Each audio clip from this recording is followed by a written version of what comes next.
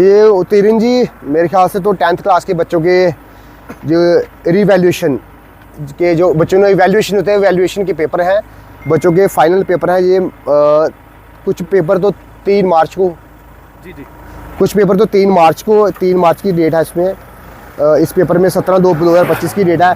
और ये बच्चों के 10th के ओरिजिनल मार्क्स कार्ड है, मार्कशीट जिसको बोलते हैं हम, सॉरी मार्कशीट नहीं, बच्चों ने ये शीट लिखी, आंसर शीट है बच्चों की। और इस आंसर शीट में आप देखिए कि हज़ारों की संख्या में ये पल्ली मोड़ जो नेशनल हाईवे है उसमें ये आंसर शीट्स पड़ी हुई हैं। मैं जैसे जम्मू से आ रहा था, मैंने देखा कि रोड पे, पूरे रोड पे ये ऐसे शीटें पड़ी हुई हैं। तो मैंने ज़रूरी समझा कि एक बार रोक के देख लूँ कि आखिरकार मसला क्या है, कि क्या शीटें हैं। तो जब हमने देखा तो मैं भी हैरान रह गया कि आज तक हमने ऐसा नहीं देखा कि बच्चों की जो फाइनल आंसर शीट्स हैं फाइनल पेपर की, वो रोड पे गिरी हुई है। तो मैं यही कहूँगा कि प्रशासन को संज्ञान लेना चाहिए। और ऐसे जो बच्चों की एक बड़ी प्राइवेसी रहती है, ये बच्चों की फाइनल आंसर शीट्स हैं, ये रोड पे नहीं होनी चाहिए।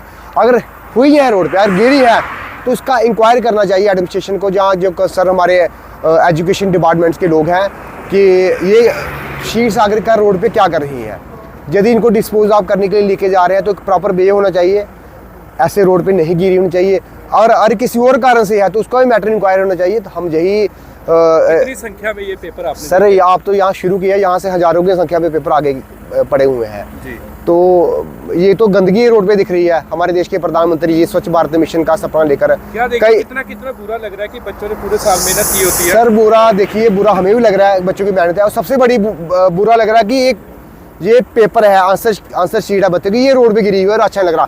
और केवल मैं नहीं, ये भी मेरे भाई जो पीछे शायद बाइक लेके जा रहे थे, बाइक रोकी और देखने लगे क्या।